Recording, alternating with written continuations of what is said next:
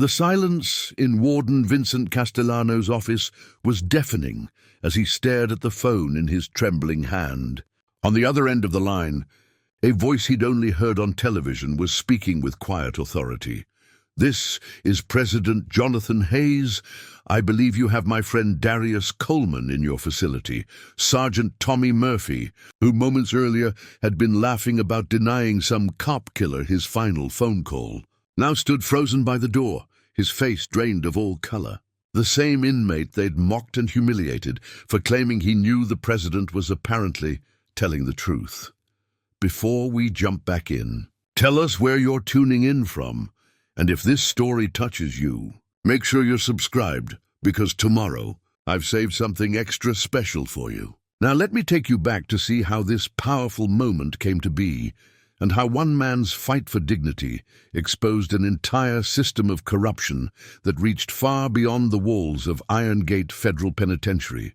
3 months earlier, Darius Coleman walked through the steel doors of Iron Gate Federal Penitentiary carrying nothing but a small bag of personal belongings and a determination to maintain his dignity despite the circumstances that had brought him there. At 52 years old, Darius was a decorated Army veteran who had served 2 tours in Afghanistan before becoming a respected community organizer in Memphis, Tennessee. His salt and pepper beard was neatly trimmed, his posture still military straight, despite the orange jumpsuit that now defined his daily uniform. Those who met Darius quickly recognized something different about him, an inner strength that hadn't been broken by his wrongful conviction for the murder of a corrupt police officer he'd been investigating. The case against him had been built on planted evidence and false testimony, orchestrated by a network of dirty cops who wanted to silence his anti-corruption work. Despite his innocence, Darius had been sentenced to life without parole, a punishment that would have crushed a lesser man. But Darius wasn't a lesser man. From his first day at Iron Gate, he approached his incarceration with the same methodical planning that had made him successful in the military and civilian life. He observed the prison's power structures, identified the guards who were decent people doing a difficult job versus those who seemed to enjoy inflicting suffering. He noticed which inmates could be trusted and which ones were informants for the administration. Most importantly, Darius began documenting everything he witnessed. The beatings disguised as slip and falls, the medical neglect that led to preventable deaths, the deliberate psychological torture of inmates nearing their execution dates, the systematic theft of commissary funds by corrupt guards. All of it went into a detailed journal that he kept hidden in his cell. Writing in tiny script on pages torn from legal documents, Darius's cellmate was Professor Franklin Jones, a 68-year-old former college mathematics teacher who had been wrongfully convicted of embezzlement 15 years earlier. Despite his age and frail appearance, Professor Jones had become the unofficial historian of Iron Gate's abuses, mentoring younger inmates on how to survive the system while maintaining their humanity. The key, Professor Jones told Darius during their first week together, is to remember who you were before you came here and who you plan to be when you leave. Don't let them redefine you as just another number in an orange jumpsuit. The 2 men formed a bond based on their shared intelligence, their refusal to be broken by injustice, and their commitment to exposing the truth about what happened inside Iron Gate's walls. Professor Jones had taught Darius how to use the prison's legal library, how to file proper appeals, and most importantly, how to document abuses in a way that would stand up in federal court. Darius also connected with other inmates who weren't career criminals, but ordinary people caught in the system's web. There was Roberto Martinez, a young father wrongfully convicted of drug trafficking who spent every free moment studying for his GED. There was Michael Thompson, a veteran like Darius, who suffered from PTSD and had been railroaded into a plea deal for an assault he didn't commit. These men formed an informal support network, sharing resources, protecting each other from predatory inmates and guards, and maintaining hope for eventual justice. They called themselves the truth tellers, a name that would later take on significance far beyond their prison walls. Among the correctional staff, Officer Keisha Washington stood out as someone who still believed in treating inmates with basic human dignity. A single mother from Nashville who had taken the job for the steady pay and benefits, Keisha often found herself uncomfortable with the casual cruelty she witnessed from her colleagues. She noticed how Darius carried himself differently from most inmates, with quiet confidence rather than the defeated shuffle or aggressive posturing she typically saw. When other guards mocked his claims about his background, dismissing him as just another con man with elaborate stories, Keisha found herself paying closer attention to his behavior. Darius never caused trouble, never tried to intimidate anyone, and often helped other inmates navigate the complex bureaucracy of prison life. He tutored younger inmates in reading and writing, mediated disputes before they could escalate to violence, and somehow maintained an aura of dignity that even the most hardened criminals respected. What none of them knew was that Darius's daughter, Detective Maya Coleman Rivera, was working tirelessly on the outside to prove her father's innocence. A decorated homicide detective with the Memphis Police Department, Maya had been systematically unraveling the conspiracy that had framed her father, gathering evidence that connected his case to a broader pattern of corruption involving police, prosecutors, and even federal officials. Maya's investigation had led her to some powerful allies, including civil rights attorneys, investigative journalists, and eventually, through a complex chain of connections involving her father's military service and community work, to the attention of the president himself. Darius had served as President Hayes's liaison to veteran organizations during Hayes's time as a senator, and the two men had developed a genuine friendship based on their shared commitment to helping former service members transition to civilian life. When Maya finally managed to get word to the president about her father's situation, she set in motion a chain of events that would soon test everyone at Iron Gate in ways they never imagined. But for now, Darius simply focused on surviving each day with his principles intact, unaware that powerful forces were already moving to uncover the truth about his case and the systematic injustices happening behind Iron Gate's walls. Preparing and narrating this story took us a lot of time, so if you are enjoying it, subscribe to our channel. It means a lot to us. Now back to the story. It was a sweltering Tuesday morning in August when everything changed for Darius Coleman. The heat inside Iron Gate was suffocating, made worse by the prison's ancient ventilation system that seemed designed more for punishment than comfort. Darius had just returned from his work detail, in the prison laundry, when Officer Keisha Washington approached. His cell with an expression he'd never seen before, a mixture of excitement and nervous energy. "Coleman," she said quietly, glancing around to make sure no other guards were within earshot. "You got a legal call. Your daughter's attorney wants to speak with you. Says it's urgent about your appeal." Darius felt his heart race. Maya had been working for months to gather evidence for his innocence claim, and any call from her legal team could mean a breakthrough in his case. He followed Officer Washington through the maze of corridors toward the phone bank reserved for legal consultations, his mind racing with possibilities. The phone room was a cramped, windowless space with 6 individual booths, each equipped with a phone and a small chair. The conversations were supposed to be private. Attorney-client privilege was one of the few rights that inmates theoretically retained. As Darius settled into booth 3, Washington handed him the receiver with a small smile. "Take your time," she said. "This line is secure." The voice on the other end belonged to attorney Sarah Mitchell, a civil rights lawyer who had joined Maya's effort to prove Darius's innocence. Her words came fast and excited. "Darius, we've had a major breakthrough. We found the real killer, Marcus Webb, a drug dealer who was being protected by the same corrupt cops who framed you.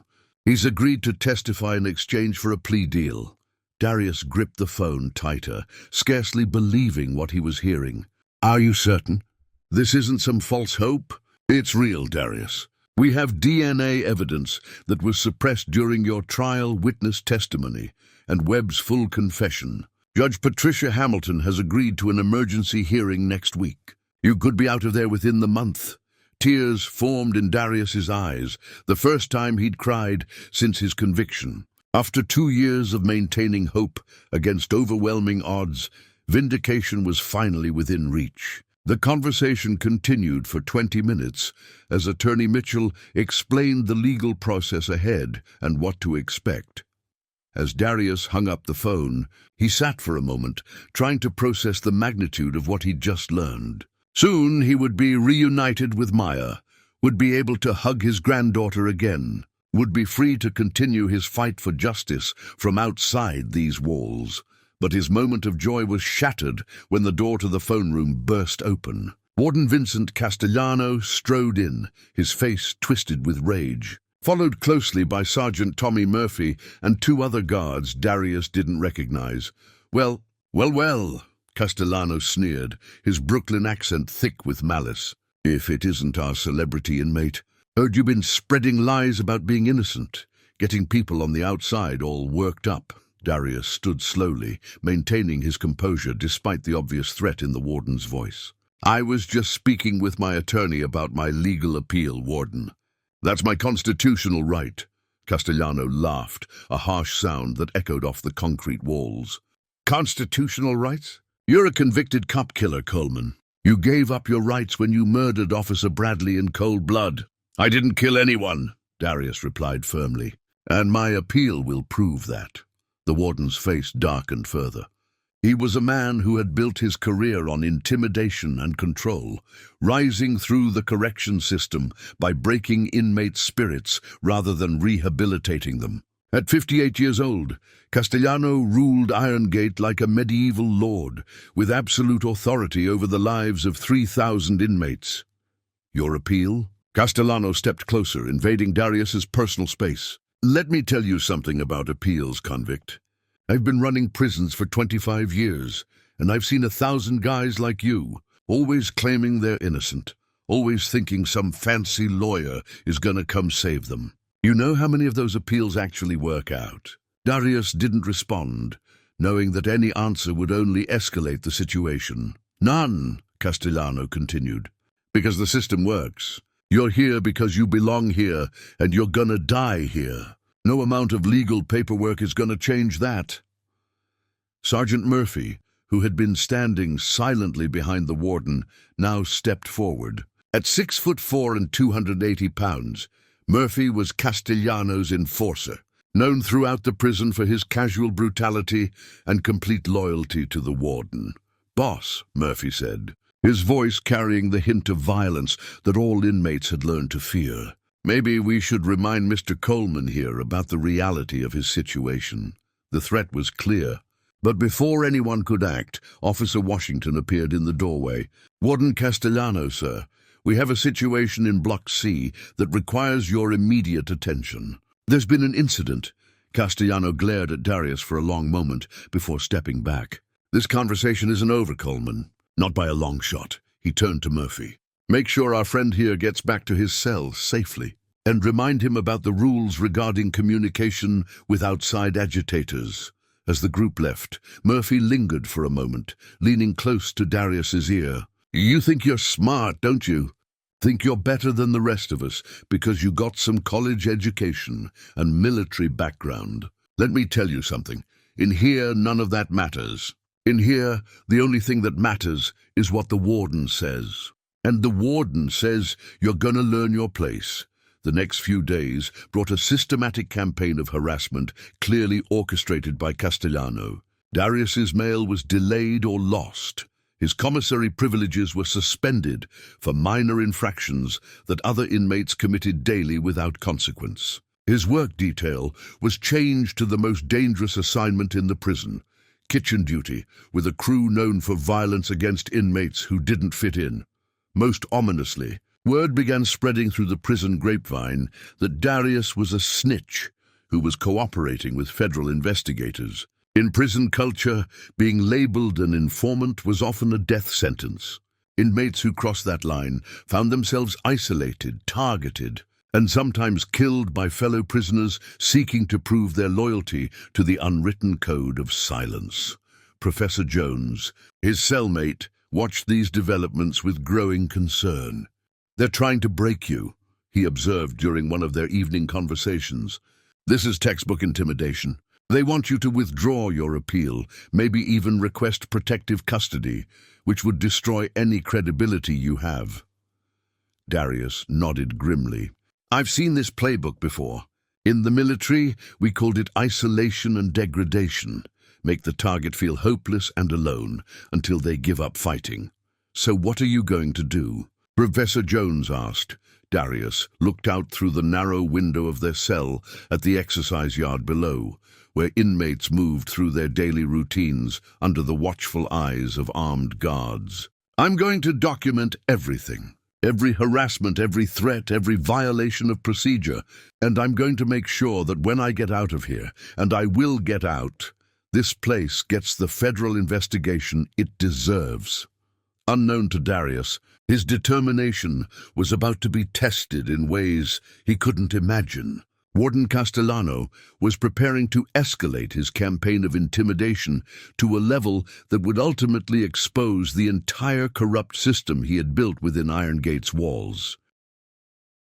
While Darius endured escalating harassment inside Iron Gate, Detective Maya Coleman Rivera was making discoveries on the outside that revealed the true scope of corruption surrounding her father's case. Working from her cramped apartment in Memphis, surrounded by case files, evidence boxes, and legal documents, Maya had spent countless nights following leads that painted a disturbing picture of institutional rot. Her investigation had begun with Marcus Webb's confession to the murder that had sent her father to prison. But as Maya dug deeper, she uncovered connections that extended far beyond a simple case of mistaken identity. The corrupt police officers who had framed Darius weren't acting alone. They were part of a sophisticated network that included prosecutors, judges, and even federal corrections officials. Detective Rodriguez from Internal Affairs, who had initially dismissed Maya's concerns about her father's case, was now sitting across from her in a downtown Memphis coffee shop, his face grave as he reviewed the evidence she had compiled. "Maya, this is bigger than we thought," Rodriguez said quietly, glancing around to ensure they weren't being overheard. "The police officers who framed your father, Detectives Morrison, Blake, and Captain Stevens, they weren't just covering up one murder. They were running protection for a drug trafficking operation that reaches into 3 states. Maya leaned forward, her detective instincts fully engaged. "How deep does this go?" Rodriguez pulled out a thick folder. "We've identified at least 12 cases over the past 5 years where innocent people were framed to protect the real criminals. Your father's case was just the most high-profile because of his community activism. They needed to silence him permanently. The revelation hit Maya like a physical blow. Her father hadn't just been wrongfully convicted, he had been deliberately targeted for destruction. Who else is involved?" "That's where it gets really ugly," Rodriguez continued. "District Attorney Helen Cross knew about the planted evidence. Judge William Marshall was paid to ensure convictions. And Maya, this connects to the federal level. Some of these innocent people were sent to specific federal facilities where they either died mysteriously or were pressured into suicide. Maya's blood ran cold." "Iron Gate?" Rodriguez nodded grimly. "Warden Castellano has been part of this from the beginning. Inmates who might expose the truth have a tendency to have accidents or suffer mental breakdowns that lead to isolation or worse. Your father isn't just fighting for his freedom, he's fighting for his life." Meanwhile, Maya had been reaching out to other families affected by wrongful convictions, building a network of allies who could help expose the conspiracy. Through these connections, she had discovered a pattern of federal inmates dying under suspicious circumstances at facilities run by wardens with connections to corrupt local officials.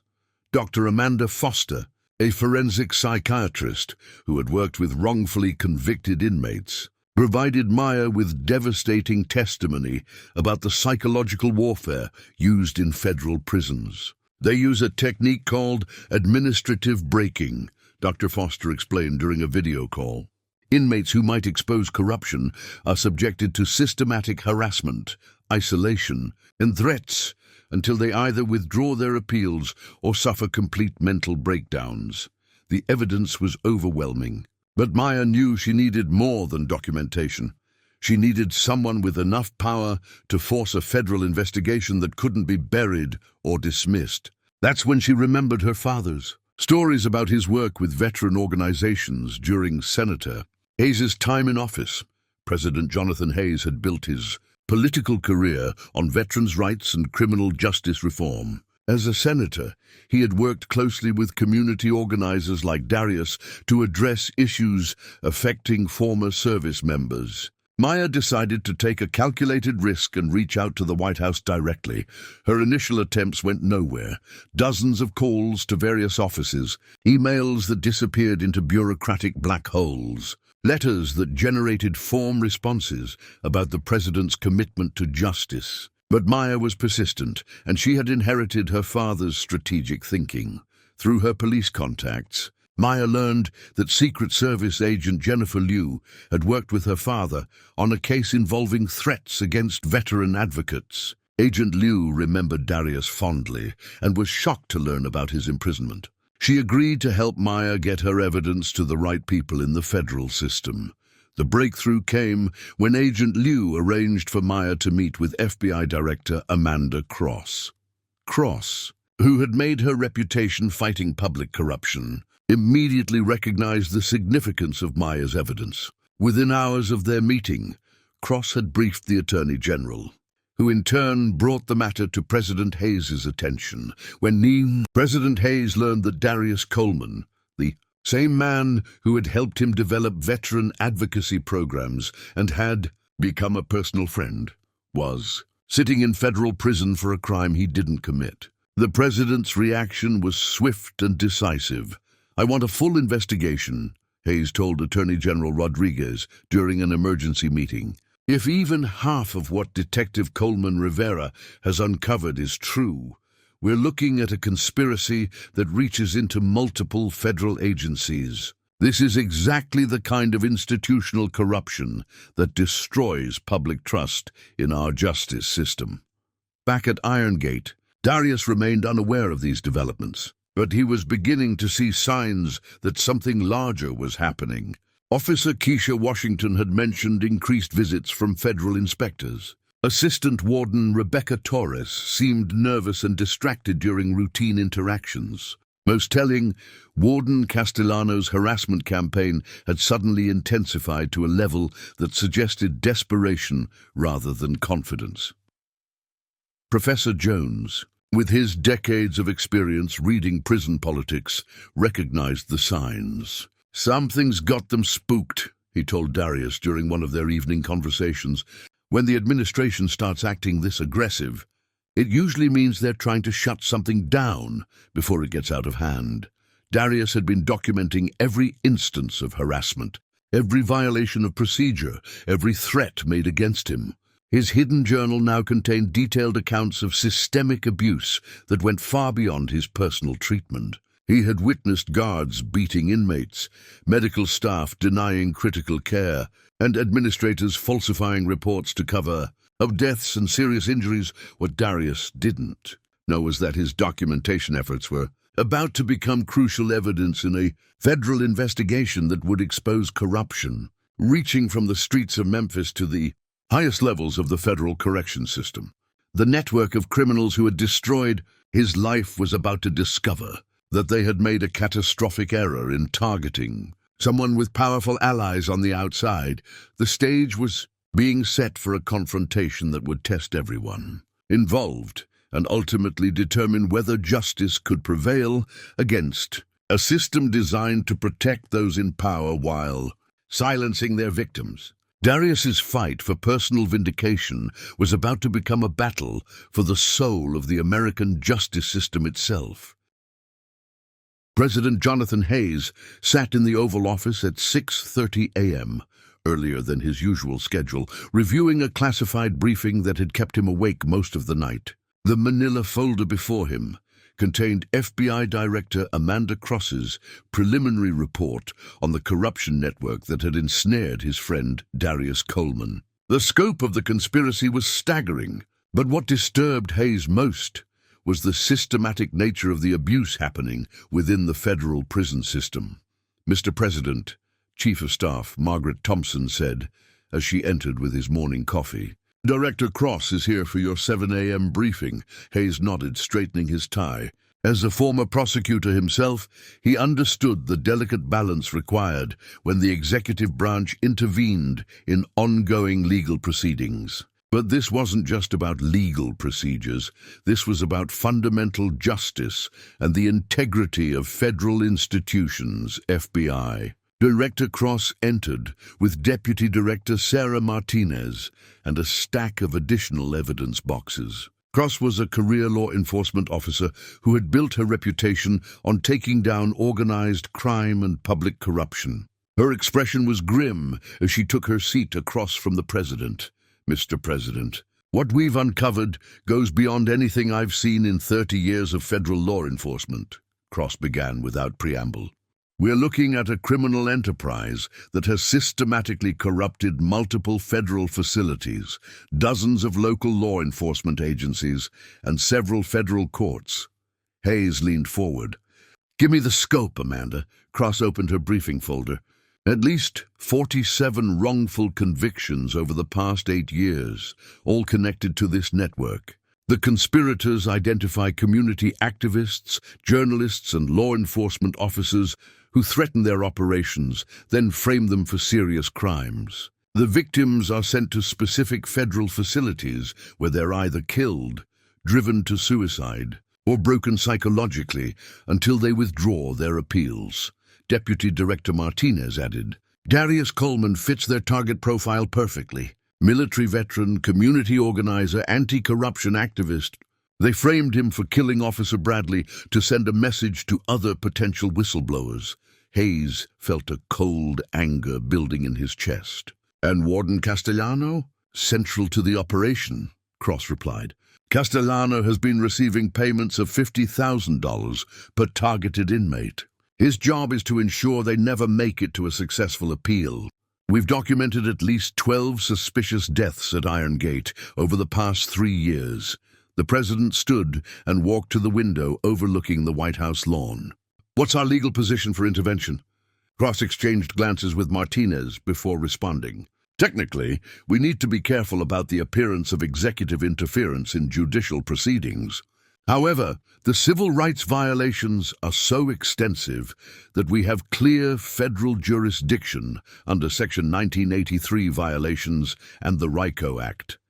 Hayes turned back to face them. "What do you need from me?" "Full authorization for a joint task force investigation, FBI, DEA, ATF, and the Civil Rights Division of Justice. We also need to ensure Darius Coleman's safety while we build the case. If Castellano realizes we're closing in, he might accelerate his timeline for silencing potential witnesses." The president's decision was immediate. "Done. What else?" Cross hesitated. "Sir, there's a complication. District Attorney Helen Cross in Memphis. She's my sister." Hayes raised an eyebrow. This was the first he'd heard of this connection. "Are you compromised on this case?" "No, sir. Helen and I haven't spoken in 5 years, since I testified against her office in another corruption case. But her involvement here is extensive. She'll likely claim prosecutorial immunity and political persecution when we move against her." Hayes sat back down, his mind already working through the political implications. "Let me worry about the politics. Your job is to follow the evidence wherever it leads. What's the timeline?" Martinez pulled out a tactical briefing. "We need to move fast. Our sources indicate Castellano is planning something drastic within the next 48 hours. There's chatter about a permanent solution to the Coleman problem." The president's expression hardened. "Absolutely not. That man served our country with honor, and he's been helping American veterans for years. I won't allow him to be murdered in federal custody because he was inconvenient to some criminal conspiracy." Cross leaned forward. "Sir, we have a plan. We're going to use Darius's legal right to make phone calls as our entry point. If we can get him to call a number we control, we can create a scenario where the truth comes out publicly in a way that protects him and exposes the conspiracy. Hayes considered this. Explain. Darius has been requesting to make calls to his attorney about his appeal. Castellano has been denying these requests illegally. Tomorrow, we're going to have him make one final request. When Castellano denies it, we'll have federal marshals standing by with a court order. The confrontation will be recorded, and we'll have legal justification to place the entire facility under federal oversight. Martinez added, "We've also been working with Detective Coleman Rivera to coordinate media coverage. When this story breaks, it needs to break everywhere at once. That's the only way to prevent a cover-up." The president nodded slowly. "And you're confident this will work?" "Sir, Castellano's arrogance is his weakness. He's operated with impunity for so long that he doesn't believe anyone can touch him. When he realizes he's been wrong, the shock should give us the opening we need." Hayes stood again, his decision made. "Director Cross, you have my full authorization to proceed. I want hourly updates, and I want Darius Coleman protected at all costs. Deputy Director Martinez, coordinate with the Attorney General's office on the legal framework. I want everything by the book, so there are no procedural challenges later." As the FBI officials prepared to leave, Hayes added, "One more thing. When this operation concludes successfully, I want Darius Coleman brought here to the White House. He deserves a personal apology from the government that failed him, and I intend to deliver it myself." Meanwhile, at Iron Gate, Darius was experiencing the calm before the storm. The harassment had suddenly stopped, which Professor Jones found more ominous than reassuring. "They're planning something big," he told Darius that evening. "When guards stop their routine intimidation, it usually means they're preparing for something that makes intimidation irrelevant." Officer Keisha Washington had been acting strangely as well, checking on Darius more frequently and asking seemingly casual questions about his family and legal situation. What Darius didn't know was that Washington had been approached by federal agents and was now serving as their inside source, documenting Castellano's orders and protecting Darius from potential harm.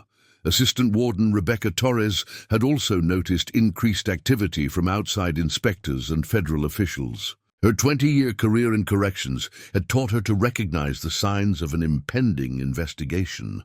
She began quietly copying important documents and preparing for the possibility that Castellano's regime was about to end. The pieces were all in position. Federal agents were stationed nearby, ready to move at a moment's notice. Media outlets had been briefed and were prepared to break the story simultaneously. Legal teams were standing by with court orders and civil rights injunctions. All that remained was for Warden Castellano to make the final mistake that would bring his corrupt empire crashing down around him. And based on his personality profile and past behavior, federal psychologists were confident that when pressured, he would react exactly as they predicted, with the same arrogant abuse of power that had defined his entire career. The trap was set. Tomorrow would determine whether justice could triumph over a system that had been designed to protect criminals while destroying the innocent. 2 days after Darius received the FBI protection letter, Warden Vincent Castellano sat behind his mahogany desk in a crisis meeting that would determine the fate of everyone involved in the conspiracy. The participants included Assistant Warden Rebecca Torres, Sergeant Tommy Murphy, and 3 men in expensive suits who had driven down from Washington, D.C. to manage what they called damage control. The lead figure was Harrison Mitchell, a fixer who specialized in making federal investigations disappear through a combination of political pressure, financial incentives, and strategic intimidation. At 62 years old, Mitchell had spent 3 decades protecting corrupt officials from accountability, and his presence at Iron Gate signaled just how serious the situation had become. "Gentlemen and lady, Mitchell began, his voice carrying the authority of someone accustomed to being obeyed. "We have a problem that needs immediate resolution. This Coleman situation has attracted attention at the highest levels of government, and we need to neutralize the threat before it destroys everyone in this room." Castellano shifted uncomfortably in his chair. "I don't understand how this got so out of hand.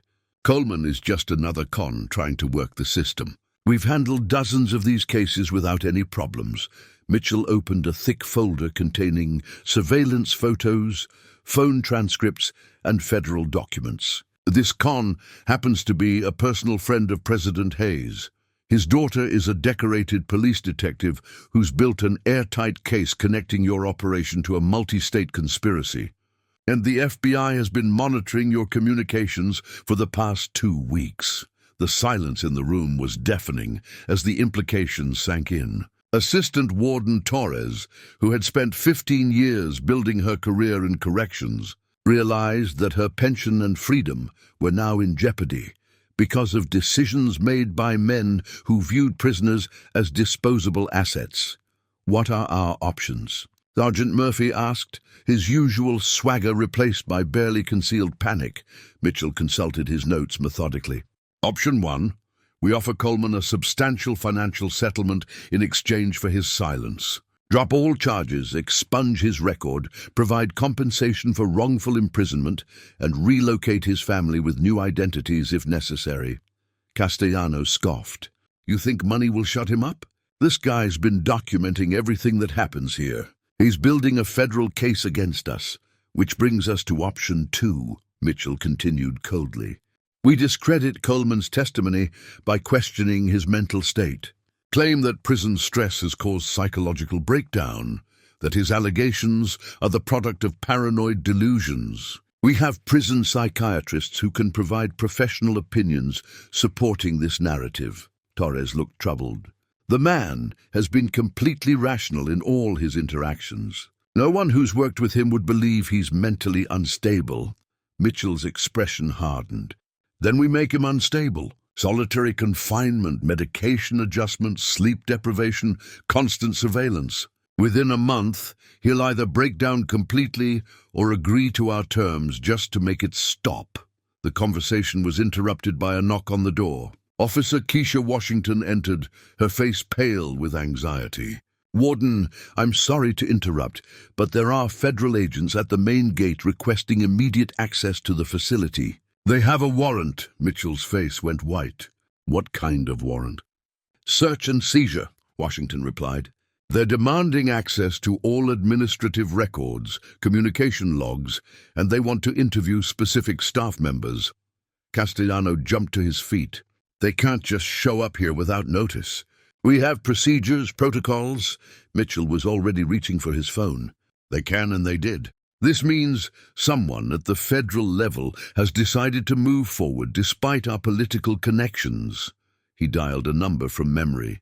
"Senator Harrison, it's Mitchell. We have a situation at Iron Gate that requires immediate intervention." "Yes, sir, federal agents are here now." While Mitchell worked his political connections, trying to delay or redirect the federal investigation, the corruption network was implementing emergency protocols developed over years of avoiding accountability. Phone calls went out to corrupt judges, dirty prosecutors, and compromised officials throughout the system. Judge William Marshall, who had accepted bribes to ensure convictions in the conspiracy cases, was contacted by his handler with instructions to issue judicial orders limiting the scope of the federal investigation. District Attorney Helen Cross received a call, warning her to destroy any records connecting her office to the wrongful convictions, but the network had underestimated the scope and sophistication of the federal operation.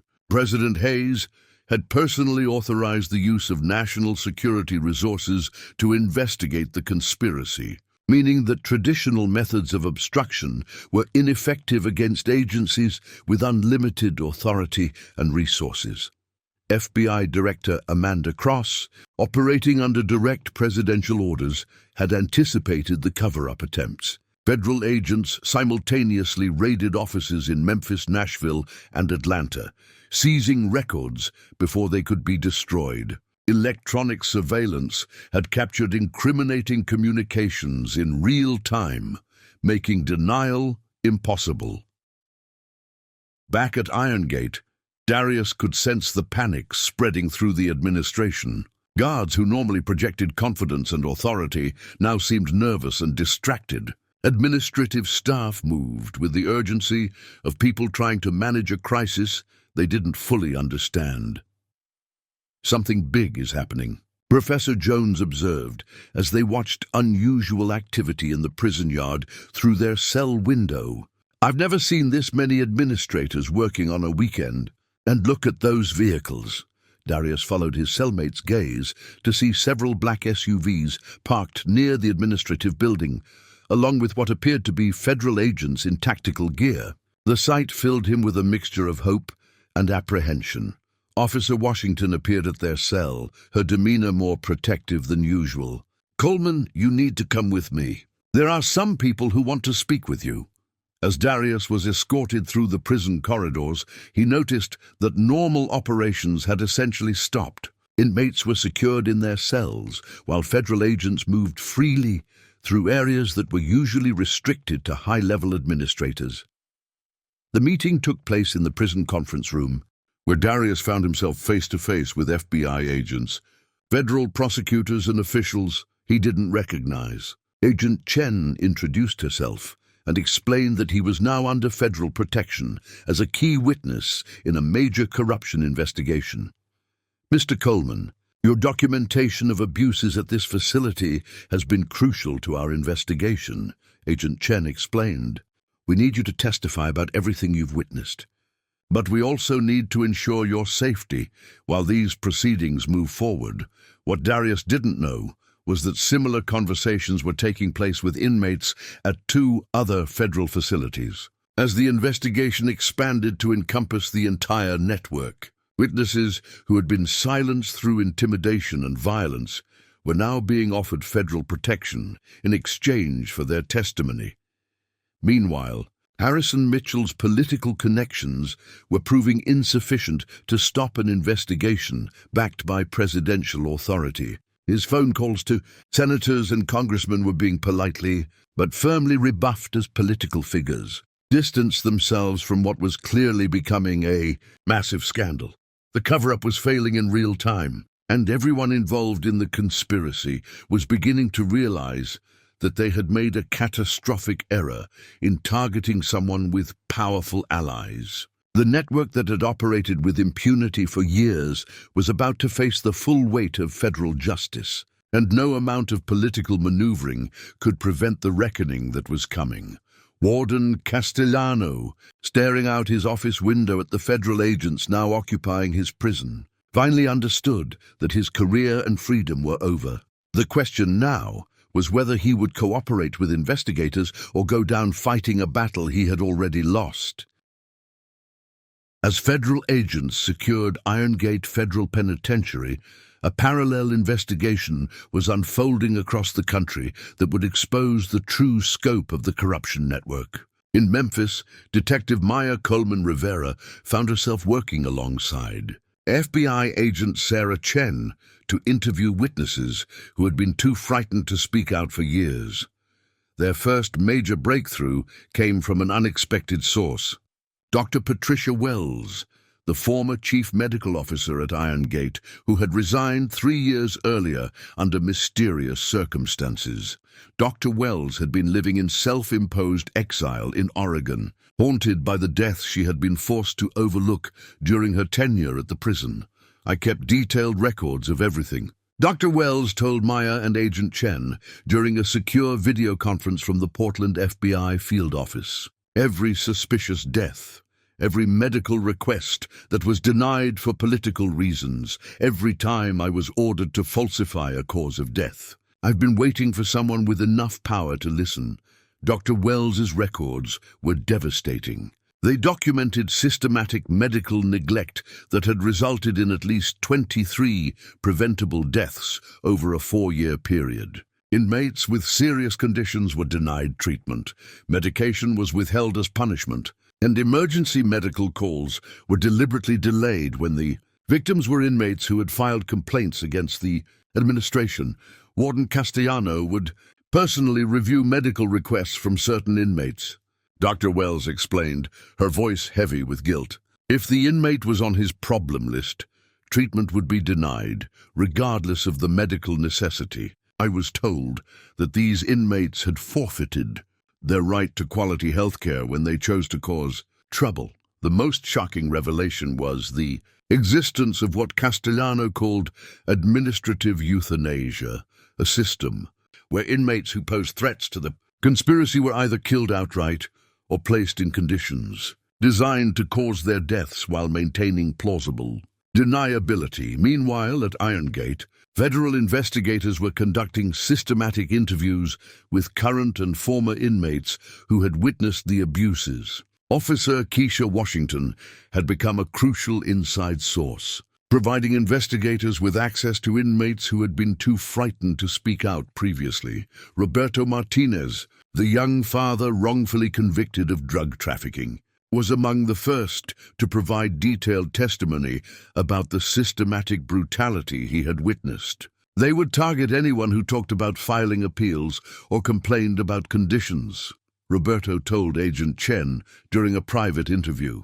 Darius was different because he wouldn't back down, and he was smart enough to document everything properly. The federal team discovered that Darius's hidden journal was just one of several caches of evidence that inmates had managed to preserve despite the administration's efforts to suppress documentation. Professor Jones had been secretly coordinating with other educated inmates to create a comprehensive record of abuses that spanned nearly a decade.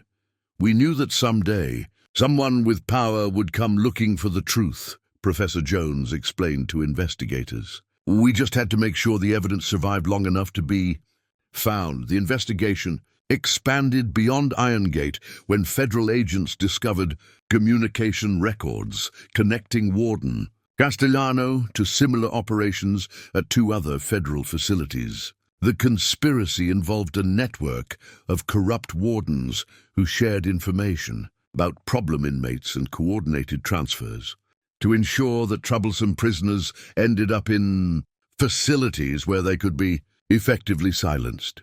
At Riverside Federal Prison in Alabama, investigators found evidence that 12 inmates had died under suspicious circumstances after being transferred from other facilities where they had filed complaints or appeals. The warden there, Michael Brooks, had been receiving payments from the same criminal network that had framed Darius and numerous other innocent people. Harrison Mitchell's attempts to limit the investigation through political pressure were not only failing but actually expanding the scope of the federal probe. His phone calls to senators and congressmen had been monitored under national security authorizations, revealing additional corruption that reached into the highest levels of government. Senator James Crawford, who had received substantial campaign contributions from the criminal network, was now under investigation for obstruction of justice after he attempted to pressure the Attorney General to limit the scope of the investigation. 3 federal judges were facing impeachment proceedings for accepting bribes to ensure convictions in conspiracy-related cases. The evidence gathering process revealed the sophisticated nature of the criminal operation. The network had been functioning for over 8 years, generating millions of dollars in profit through drug trafficking protection, contract killing services for organized crime figures, and systematic theft of federal prison funds allocated for inmate welfare and rehabilitation programs. Federal accountants discovered that Warden Castellano had embezzled over $2 million in federal funds meant for education programs, medical equipment, and facility maintenance. The money had been diverted to offshore accounts controlled by network leadership.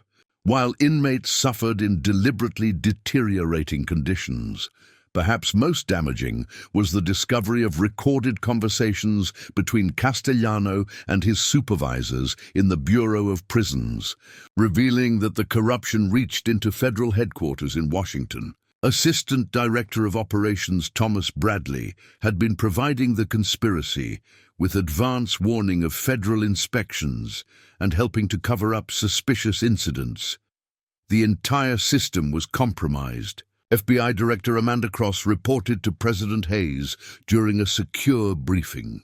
"We're not just looking at individual bad actors, but institutional corruption that pervaded multiple levels of federal law enforcement and corrections."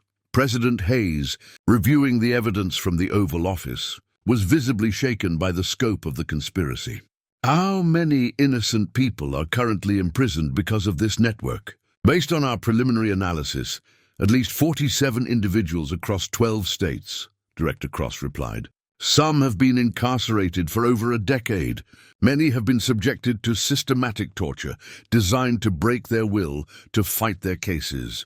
The president's response was immediate and decisive. "I want every one of those people released, pending review of their cases. I want full pardons prepared for anyone who was demonstrably innocent. And I want criminal charges filed against every official who participated in this conspiracy, regardless of their position or political connections." Back at Iron Gate, Darius was beginning to understand the magnitude of what his documentation efforts had uncovered. Federal investigators had informed him that his meticulous records had provided crucial evidence linking individual incidents to broader patterns of systematic abuse. Your military training and intelligence gathering probably saved dozens of lives, Agent Chen told him during one of their interviews. "Without your documentation, we never would have been able to prove the systematic nature of these crimes." As the investigation continued, more witnesses came forward with evidence of the conspiracy's reach. Former prosecutors admitted to filing charges they knew were false. Police officers confessed to planting evidence and lying under oath. Even some federal judges began cooperating with investigators in exchange for reduced sentences. The truth was finally emerging after years of being buried under layers of corruption and intimidation. The network that had seemed untouchable was collapsing as witnesses who had been silenced through fear and violence found the courage to speak out under federal protection.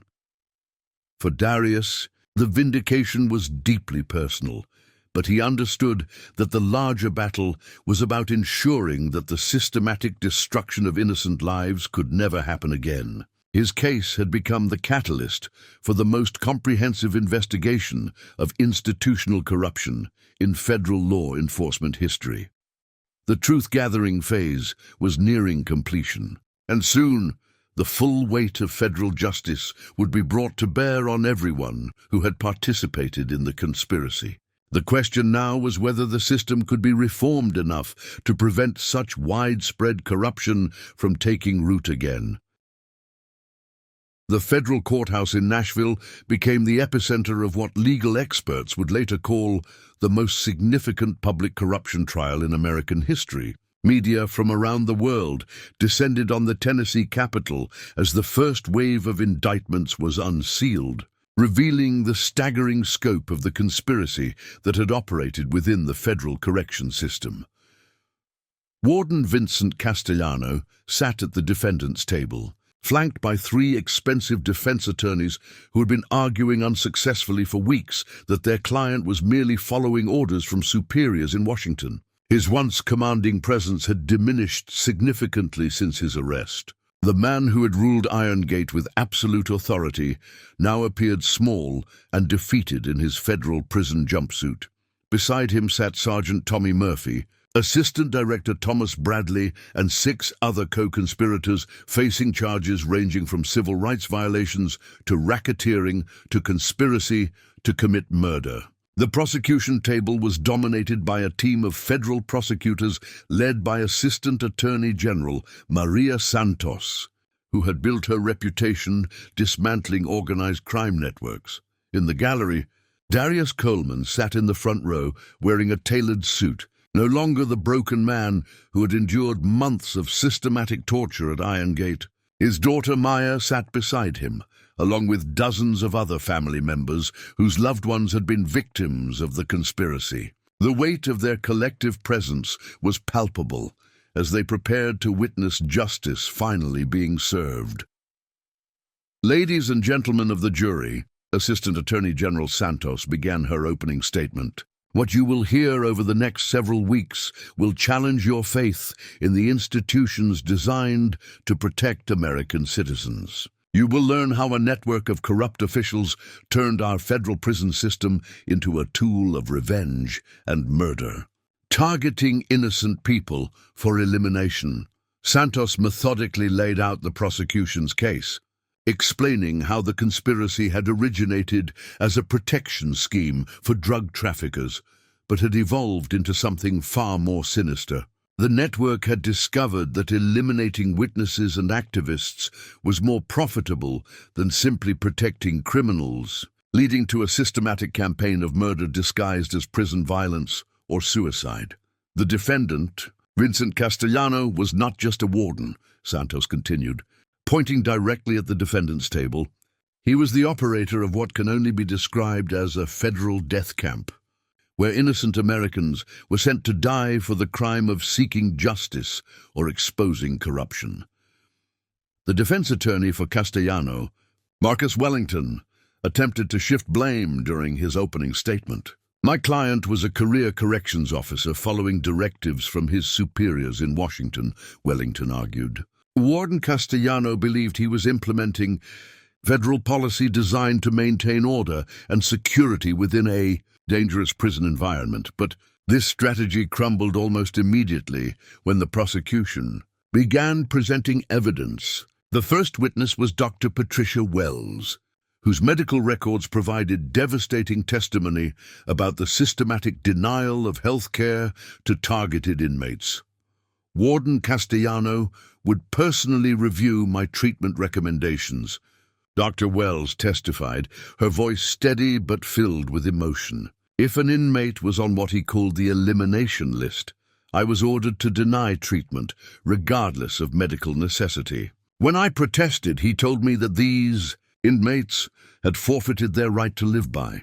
Opposing the system, the courtroom erupted in murmurs as Dr. Wells described specific cases where treatable conditions had been allowed to become fatal. She testified about Marcus Thompson, a veteran who had died from an untreated infection after filing a complaint about guard brutality. She described Elena Rodriguez, a wrongfully convicted mother who had suffered a heart attack after being denied cardiac medication for 6 months.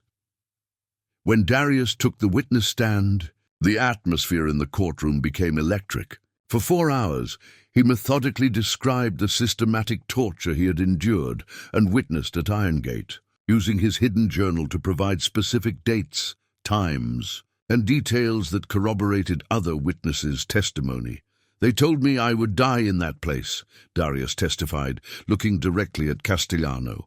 They said no amount of legal paperwork would save me because the system was designed to eliminate people like me. What they didn't understand was that I had allies they couldn't intimidate or corrupt. The prosecution then played recorded phone conversations between Castellano and his handlers, captured through federal surveillance authorized by President Hayes.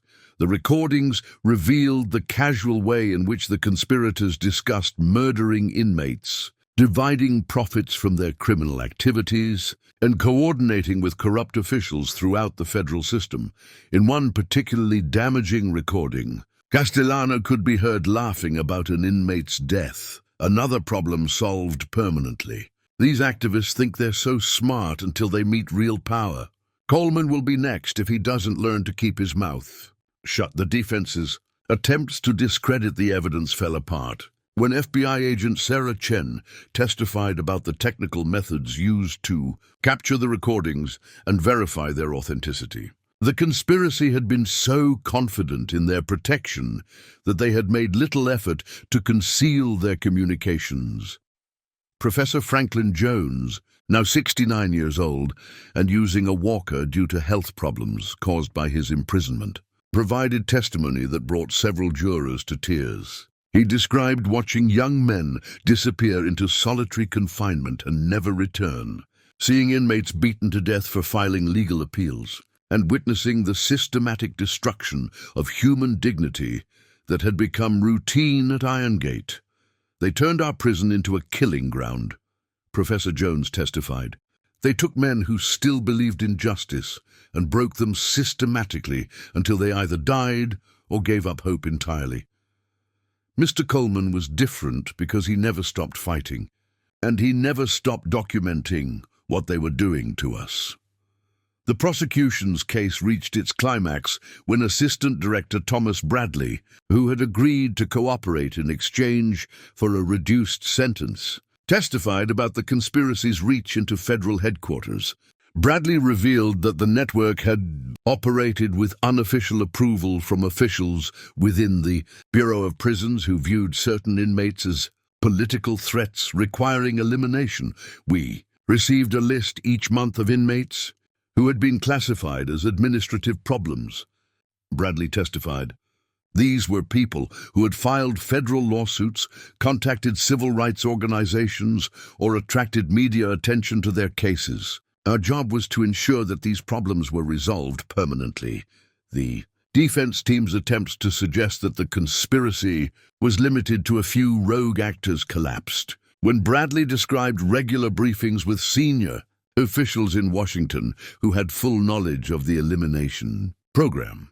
As the trial progressed, the media coverage intensified.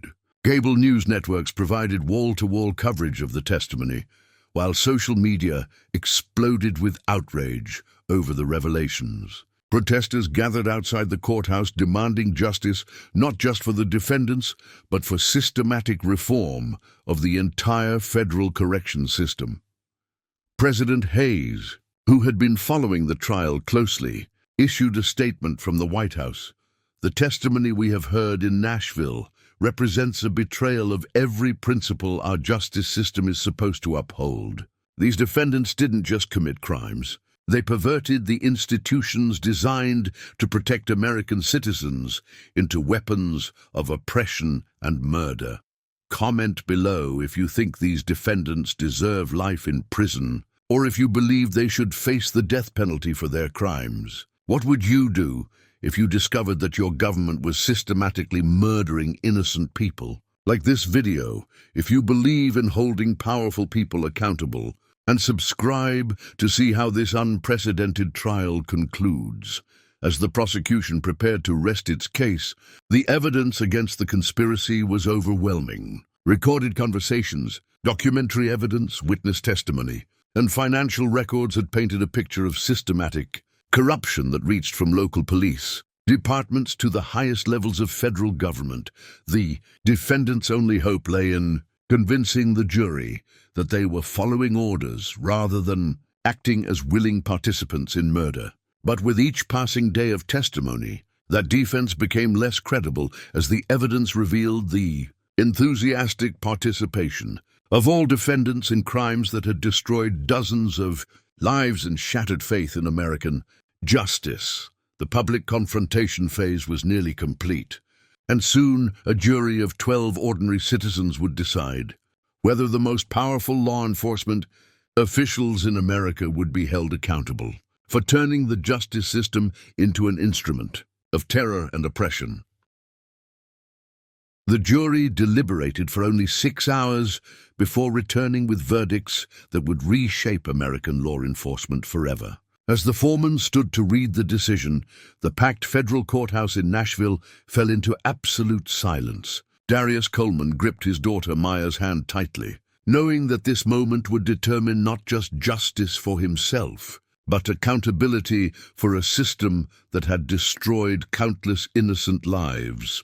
On the charge of conspiracy to commit murder in the first degree, we find the defendant Vincent Castellano guilty, the foreman announced. The words seemed to echo through the courtroom as gasps and murmurs erupted from the gallery. On the charge of civil rights violations under federal law, we find the defendant guilty, On the charge of racketeering, we find the defendant guilty. The guilty verdicts continued for each charge against each defendant.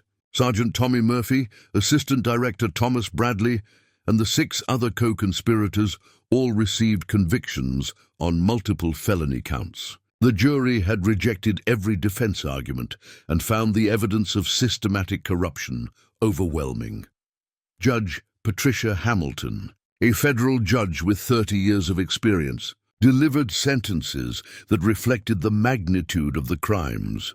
Mr. Castellano, you have been convicted of operating what can only be described as a murder factory within our federal prison system. Your actions have destroyed faith in American justice and cost innocent people their lives. I sentence you to life in prison without possibility of parole. Similar life sentences were handed down to Murphy and Bradley, while the other conspirators received terms ranging from 25 to 40 years. The message was clear. Systematic corruption at the highest levels of government would face the most severe consequences available under federal law. But the criminal convictions were only the beginning of a broader reckoning. FBI Director Amanda Cross, working under direct orders from President Hayes, had expanded the investigation to encompass the entire federal corrections system. What they discovered was institutional rot that extended far beyond the specific conspiracy that had targeted Darius. Coleman federal agents conducted simultaneous raids at 17 federal prisons across the country, uncovering evidence of systematic abuse, financial corruption, and civil rights violations that had been hidden for decades. The investigation revealed that over 200 federal officials had been involved in various forms of corruption, from simple bribery to participation in organized murder schemes. President Hayes addressed the nation from the Oval Office, announcing the most comprehensive reform of federal law enforcement in American history. My fellow Americans, the investigation that began with one man's fight for justice has revealed systematic corruption that strikes at the heart of our democracy. Today, I am announcing the creation of a new independent corrections oversight board with full authority to investigate, prosecute, and reform any federal facility. The reforms were sweeping and immediate. Every federal warden was required to undergo comprehensive background checks and psychological evaluations. Body cameras became mandatory for all correctional staff. Independent medical care was established at every facility, removing healthcare decisions from administrative control. Most importantly, a new federal whistleblower protection program was created specifically for inmates, correctional staff, and their families. Maya Coleman Rivera, whose investigation had triggered the entire federal response, was recruited by the FBI to head a new civil rights enforcement division focused specifically on institutional corruption. Her first case involved investigating the Memphis Police Department officers who had originally framed her father, leading to additional convictions and the complete restructuring of that department's detective division. The financial impact of the conspiracy's exposure was staggering. Federal auditors discovered that over $50 million in taxpayer funds had been stolen from prison programs and diverted to offshore accounts controlled by the criminal network. These funds were recovered and dedicated to a victim compensation program that provided financial support to families whose loved ones had been murdered or tortured in federal custody. Dr. Patricia Wells, whose courage in coming forward had provided crucial evidence, was appointed as the first director of Federal Prison Medical Services, an independent agency created to ensure that healthcare in federal facilities could never again be used as a weapon against inmates. Her first initiative was a comprehensive review of every suspicious death in federal custody over the previous decade. Professor Franklin Jones, now free after his wrongful conviction was overturned, became a senior advisor to the new oversight board. His decades of experience documenting prison abuses made him uniquely qualified to identify systemic problems and recommend solutions. At age 69, he found new purpose in preventing other innocent people from suffering as he had. Roberto Martinez, whose testimony had helped expose the conspiracy, was released and reunited with his family after DNA evidence proved his innocence. He joined Darius in establishing the Truth and Justice Foundation, an organization dedicated to investigating wrongful convictions and supporting families affected by institutional corruption. The ripple effects of the investigation extended beyond corrections into every aspect of federal law enforcement. The Department of Justice implemented new protocols requiring independent review of any case involving potential misconduct by federal agents. The FBI created specialized units focused on investigating corruption within law enforcement agencies. Federal judges were required to undergo additional training on recognizing and preventing prosecutorial misconduct. Perhaps most significantly, Congress passed the Federal Accountability Act, which eliminated qualified immunity for federal officials and established criminal penalties for any government employee who participated in civil rights violations. The law also created mandatory reporting requirements for any federal employee who witnessed misconduct by colleagues. Officer Keisha Washington, whose courage in protecting Darius and cooperating with investigators had been crucial to the case, was promoted to assistant warden at a reformed federal facility in her home state of Tennessee. She became a model for ethical leadership in corrections, implementing programs focused on rehabilitation rather than punishment. Chaplain Pastor David Kim established an interfaith coalition to provide spiritual support and advocacy for inmates across the federal system. His organization created the first independent chaplaincy program in federal prisons, ensuring that religious support could never again be compromised by administrative pressure or corruption. The international community took notice of the American reforms, with several countries requesting assistance in addressing similar corruption within their own prison systems. The United Nations invited President Hayes to address the General Assembly about institutional reform and accountability, establishing America as a leader in criminal justice reform. For Darius Coleman, the vindication was both personal and universal. Standing before the rebuilt Iron Gate Federal Penitentiary, now renamed the Federal Center for Justice and Rehabilitation, he reflected on the journey from victim to catalyst for systematic change. This facility once represented the worst of American justice, Darius told reporters gathered for the reopening ceremony. Today, it represents our commitment to ensuring that justice is truly blind, that power is held accountable, and that every American citizen is protected by the law rather than victimized by those sworn to uphold it.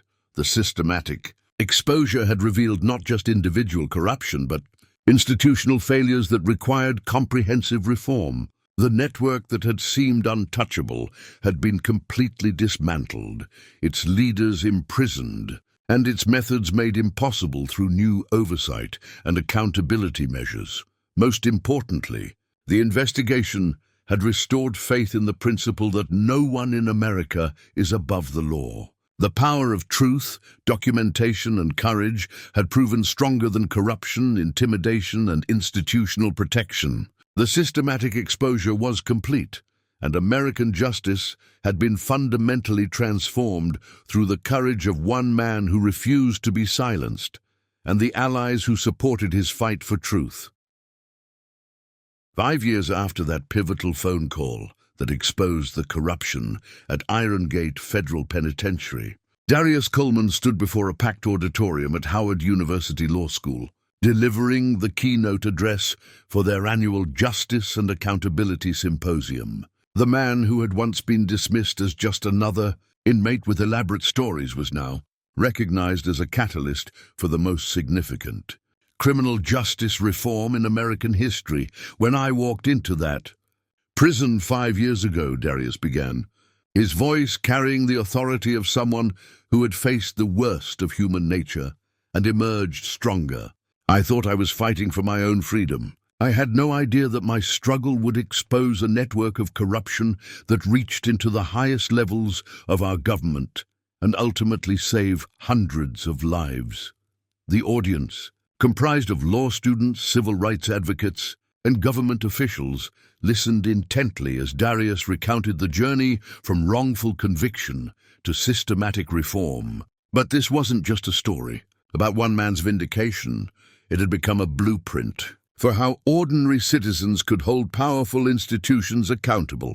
The reforms triggered by Darius's case had fundamentally transformed American corrections.